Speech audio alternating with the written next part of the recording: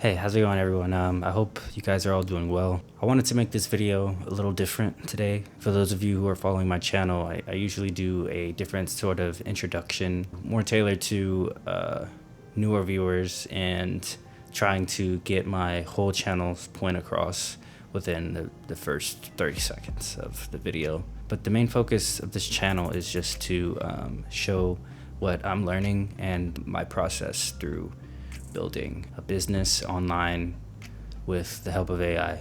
So since I already explained my whole business plan in my second video, I think I've done enough introductions to get the point across when it comes to what I'm really planning on doing with this channel. So right now my focus is just making sure that I'm sharing the information and documenting my journey as I learn new skills. So until I'm either moving on to a different phase or introducing a different program, I'll probably just be doing shorter intros, just kind of covering what we went over in the last video and then going straight into the lessons. So hopefully I still can get my point across and you guys can still follow along. That being said, we're gonna get into today's lessons, which are the first two units of the third course, which is Introduction to Operations. All right, so here we are again in Make Academy. Third course is Introduction to Operations. We'll probably just do the first two lessons. Just make it a quick, short video for you guys today. Course 3, Introduction. Welcome to the Introduction to Operations in Make Foundation. This learning content will build on the previous course, ensure that you have completed expanding my first scenario before you attempt this course. This course will be exploring the following topics: Introduction to Operations and Operation Counting, check runs of scheduled operations, subscriptions. Mark this task as complete. All right, this is Unit 1, Introduction to Operations and Operations Counting. Unit Introduction. Welcome to Course 3 as part of Make Foundation. The aim for this course is to further delve into operations, pricing impact, and subscriptions within Make. For this unit, you'll explore how to understand operations and operation counting. You won't be adding anything else to the scenario covered in the first two courses, but it's worth having it open for some exercises. So we have it here just in case we need it. Click Next. Defining operations. What is an operation? Every time a module performs an action, it uses an operation. When a row is added to your Google Sheet, this consumes one operation. When you retrieve the weather, this also consumes one operation. Other actions that consume operations are create, update, delete, transform, iterate, aggregate, read, or search. However, it's important to note that error handler modules, filters, or routers do not use operations, such as rollback, break, resume, commit, and ignore. These will be covered in a later course within Make Academy. What is operation counting? Operation counting is ensuring that you are aware of how many operations you have consumed within a month. For example, the first module in a scenario runs only once and always counts as one operation. This is even in the event that it doesn't produce a bundle. Each time a module performs an action, it consumes an operation based on the amount of actions required. For example, if there are 3 rows to add to a Google Sheet, this will consume 3 operations. Why is this important? Knowing how many operations you have used is important because Make is priced on operations usage. If you exceed your monthly usage of operations, your scenarios will be paused. If you are on an enterprise plan, scenarios will continue to run for a limit. You can purchase extra operations if you need to if you are on a paid plan, but the purpose of this unit is to meet your expectations of what can happen if you are not keeping track of your operations consumed. Click Next. Use case 1, watch emails, add summary to a spreadsheet. To give more context on counting operations, let's run through a few of the actions on simple scenarios to give you an idea of how operations are consumed. The scenario here will perform 2 separate actions. It will watch the emails of an account and add each email to a row. I'm gonna click this Gmail, The first action is to watch a specified email account. For this example, the module is watching the activity of a random Gmail account. The trigger module will consume only one operation, regardless of how many emails were sent or what the limit was set to. For example, if there were 0 emails or 50 emails, this would always be one operation. For this use case, we will say that 5 emails returned from watch emails. The trigger module has returned 5 emails, 5 separate bundles, and the trigger module has consumed one operation. So the trigger module always consumes one operation, even if you're getting more than one bundle. Click this Google Sheets. The second action is to add a new row to a spreadsheet for each email generated. This module will consume one operation per action, add a row, performed. It will perform the add a row action 5 times, once per bundle. This equals 5 operations for this action. Therefore, in total, the entire scenario would consume 6 operations. Click Next. Use case 2, question. Before you look at the next use case, let's try and put this new knowledge to good use and look at a scenario. The first module will watch responses on a form. This will create a document for each response. It will download the document and then mail it to the user who filled out the form. 4 people have submitted their responses. How many operations will this scenario consume in total? Let's see. First module will watch responses on a form. We got 4 responses. It will create a document for each response. So 4 documents, that's 8. It will download the document, 4 documents, another 4 equals 12. And then mail it to the user who filled out the form, which is another 4. It's definitely not 16, but this only does one operation. So what is it? 12 plus 1, 13? Sweet. Use case 2, forms, documents, files, and emails. Let's break down the question you have just reviewed in further detail. The scenario displayed here will perform 4 separate actions. Watch the response of a form, create a document from the details provided for each user, download the file to Google Drive, and then email the user a copy of their form responses. Click this Google Forms. The first action watches the responses on a form. For the purpose of this use case, let's say that we know that there are 4 responses waiting to be processed. As with the previous use case, this will consume only one operation, regardless of how many times the form was filled out. Note that as the form was filled out 4 times, this will create 4 bundles of information. Now we're gonna click this Google Drive over here. For each subsequent module, make will process each response or bundle once. As 4 bundles have been generated, each bundle will have 3 actions performed on it.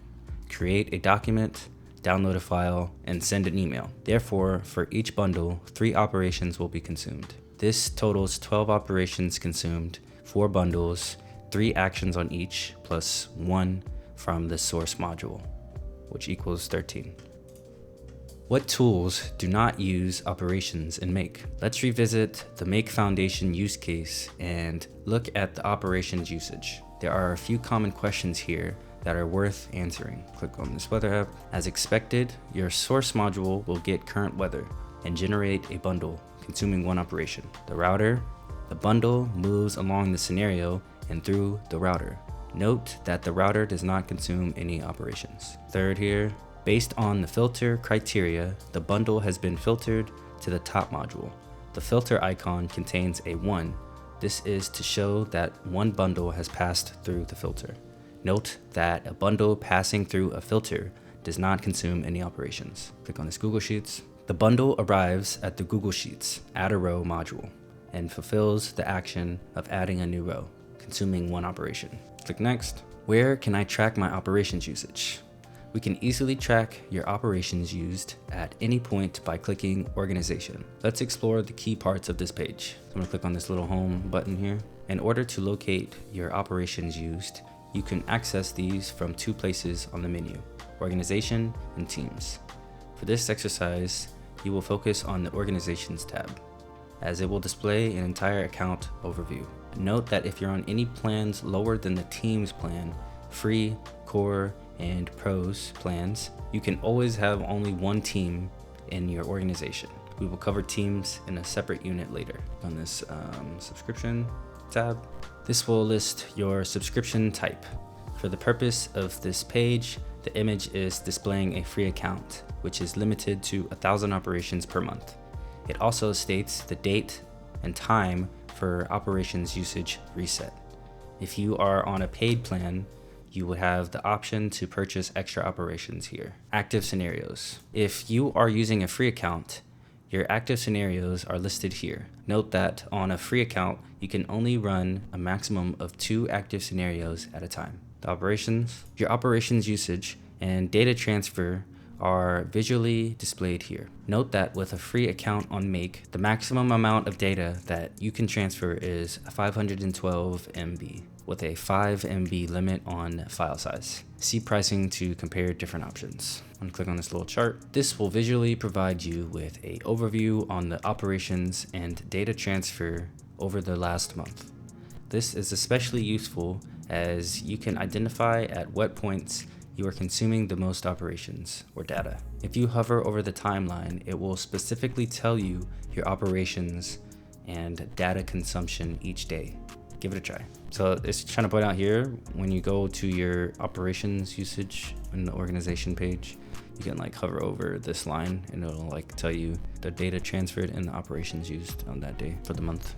Click next. And that's the end of the unit. Cool. Now we can wrap it up with this last unit, the second unit. I'm gonna go to mark this task as complete and we'll get right into it. Unit 2, check runs of scheduled scenarios. Unit Introduction. Welcome to the second unit of the Introduction to Operations course within the Make Foundation learning journey. You've previously explored operations and by now, you should now have a good understanding of them. You are now going to explore scheduled scenarios and learn how to identify operations used when you schedule a scenario, as well as other elements in Make. Click next. It's important that you have a clear understanding of what you want your scenario to do and when. The requirements of your scenario are really important. How often do you want to collect data?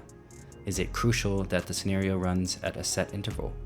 Will you be running the scenario only once? You may create a scenario that you want to run every 1, 5, 10, or 15 minutes, but in reality, it does not need to be scheduled to be that frequently. Note, the minimum interval a scenario can be scheduled for on a free plan is 15 minutes, whilst the minimal interval on a paid plan is 1 minute. Let's explore a few practical examples over the next few pages, and then show you how to review your operation consumption versus the output of your scenario.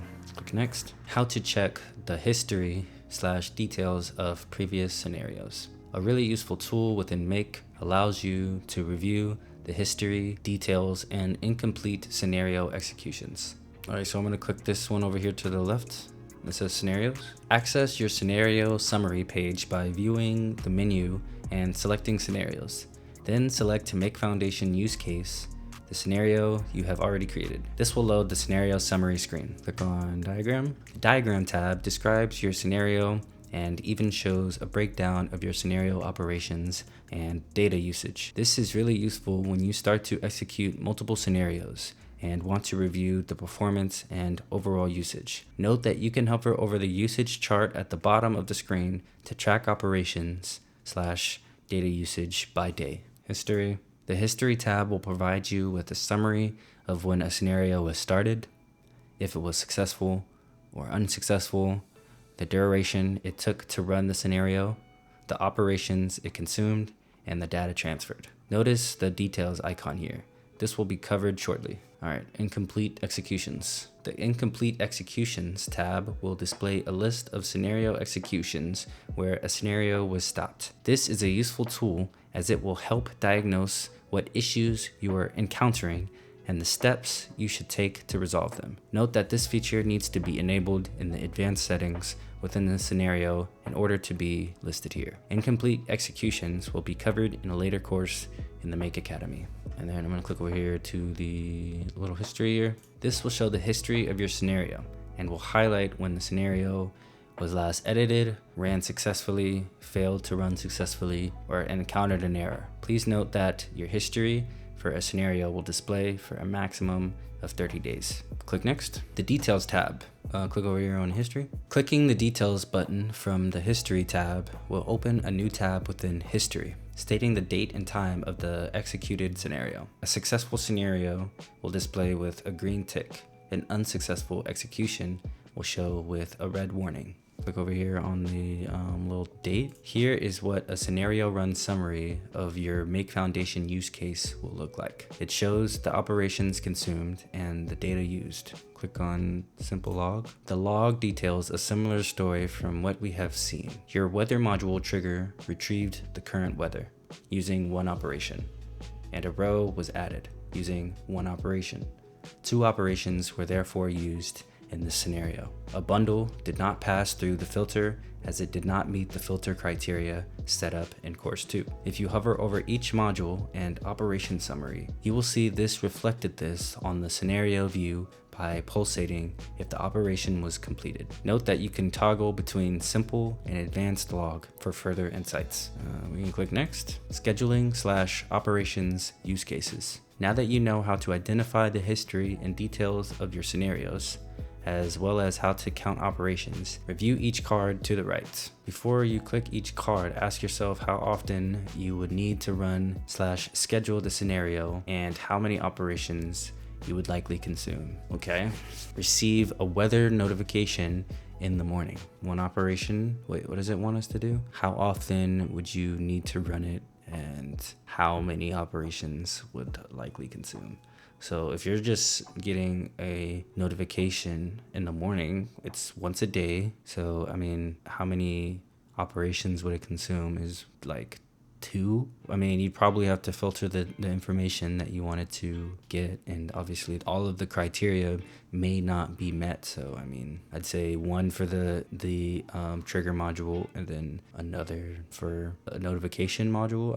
I'm not sure. This is an easy one. Here you would want to schedule the scenario once per day. If the requirements changed to add an extra notification in the afternoon, then schedule twice per day at specific times. This would consume 2 or 4 operations a day, respectively. Over a month, this would consume around 60 or 120 operations, respectively. Conclusion, it does not make sense to schedule this every hour. Okay, so what else? Watch for social media posts that mention my username. So if you're not putting it anywhere and you're just trying to get the data, then I guess it's only like a couple operations. I don't know. These questions are weird. Like, I'm not gonna try to, guess per month and per day like I guess it wants me to. I'm just gonna click on them to see what they say. So for watch social media posts that mention my username. This scenario depends on requirement and how soon you would like the information, or how often you are likely to be mentioned. This would consist of the source module searching for posts on a social media website, a module to like the post, and a spreadsheet to add a record of the post. For this scenario, you could run it 4 times a day with a limit of 20 returns. Therefore, the minimum amount of daily operations would be 4 if your name was not mentioned. The maximum amount of daily operations would be 164. Conclusion, you can see very quickly how your operations can be used if you do not understand your requirement or scheduling need.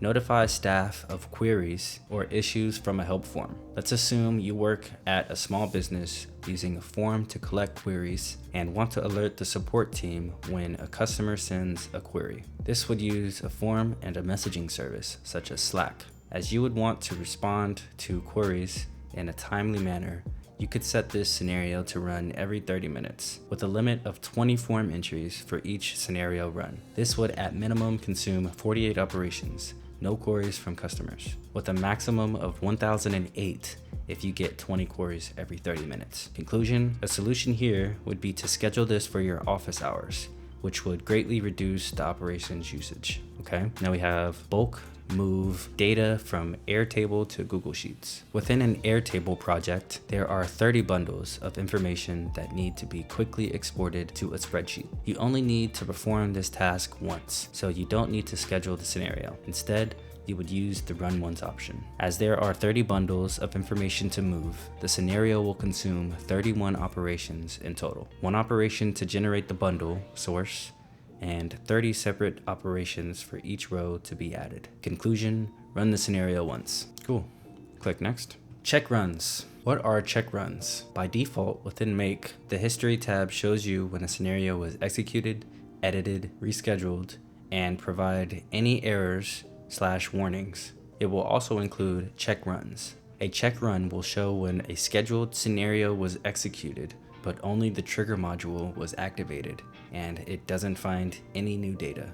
For example, you were watching a forum for submissions and the scenario executed. There were no forms to process, but the scenario still consumes one operation. Check runs will therefore provide you with a complete oversight of each time your scenario is executed and the operations used. How do I view this? Click Menu, Scenario, select any scenario, and the History tab. Click the three dots in the top right hand corner, then toggle Hide Check Runs. Note that if you do only want to see when a scenario was fully executed, you can click Hide Check Runs from within the History tab. You can find this in the top right hand corner of the page. Show me an example. Using the scenario from earlier in this unit as an example, it watches forms, creates a document, downloads a file, and sends an email. If this is scheduled to run every 15 minutes, once there are no more forms remaining to process, it will continue to try and run the scenario,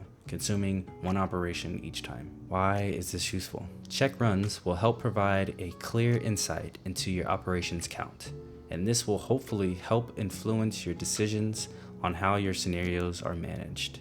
In the previous example, you can start to consume less operations if you know that the scenario does not need to be executed every 15 minutes. The worst that can happen here is that the scenario is left running without any attention and consumes 600 plus operations in the background over a week without returning any useful data. Having an oversight of how your scenario is performing may influence your scheduling. You may decide to schedule the scenario once per day, saving yourself a lot of operations. Hide/show check runs can also help you filter out scenario runs that did not return any records. This helps you remove the clutter of those runs that didn't find any new or updated data. All right, click next. That's it for the first two units. Probably next video we'll probably go over the subscriptions and the end of course assessment. So that's gonna be it for this lesson. Good job.